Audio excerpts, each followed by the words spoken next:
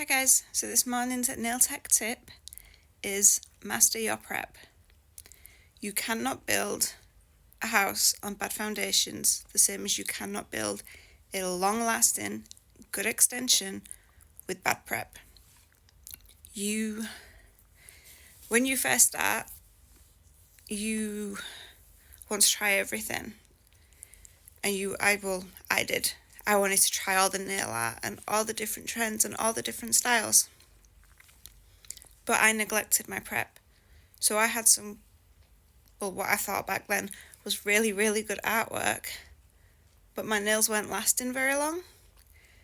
And that's because I thought I was good at prep. Really wasn't. So it's always worth taking things step by step. First step, master your prep. Then master your structures for your applications, be it gel, be it acrylic. Then master your shaping, but take it one thing at a time, because then you won't stress yourself out trying to do everything at once. And then when you've got all that sorted and you have the good nails that are lasting a long time, then focus on your art. And you could even pick one subject at a time on that as well, just to learn your little bits at a time. So a good tip for me was I was taught prep in college and on my course, which I passed, but they still weren't lasting. So someone told me YouTube is your best friend, and that was one of the best tips I ever had, because YouTube is your best friend. It is a fantastic free resource for you to watch other nail techs and watch how they do their prep or their application and learn nail art. It's a very, very good resource, the same as TikTok is, and even Instagram. But there are also courses online and nail techs out there that offer classes. So I was told about Katie Barnes, and it was a year or two now ago, and she was running a Black Friday sale, and she runs them periodically on her website anyway, and it was her online classes were £5, and she does an awesome prep class on that. You have free access for life. So I downloaded loads. There was classes on shaping, there was classes on application, but the main one for me was the prep class, because it made me see exactly where I was going wrong and what I was missing. So that was definitely a good one. And the Nail Lab UK, they run like conversion classes as well. So when you buy the gel polishes or the builder gels, you have the option of a free class, which shows you exactly how to use them, and they also include prep. A lot of these places do. Also, if you are switching backwards and forwards between brands, the prep for different brands will be different, because each one has different steps. Some will say buff the nail lightly, some will etch the nail.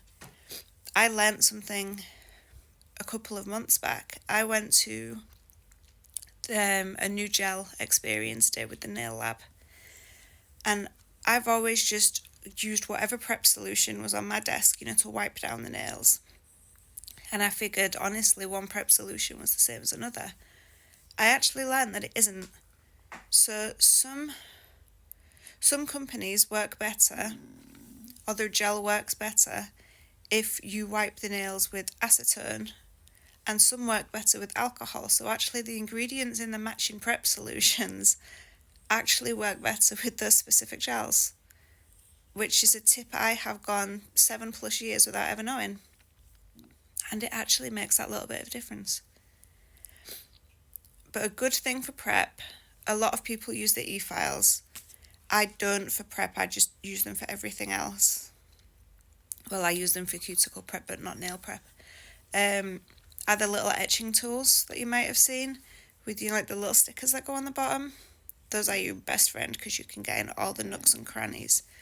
And if you're etching the nails for your prep, do not file side to side and all over the nails, because it can smooth them and you can take too much off as well, which will prevent your nails from sticking.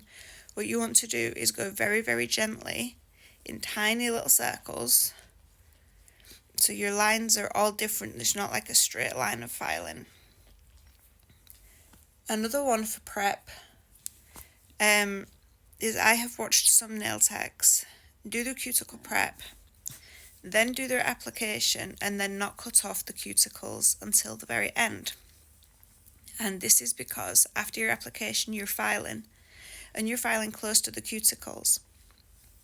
Leaving the cuticle intact prevents you from catching anything, or like if your file's like a little rough, or you get a little hard with it, and then they're removing the cuticle at the end to give you that nice perfect finish. That is also an option.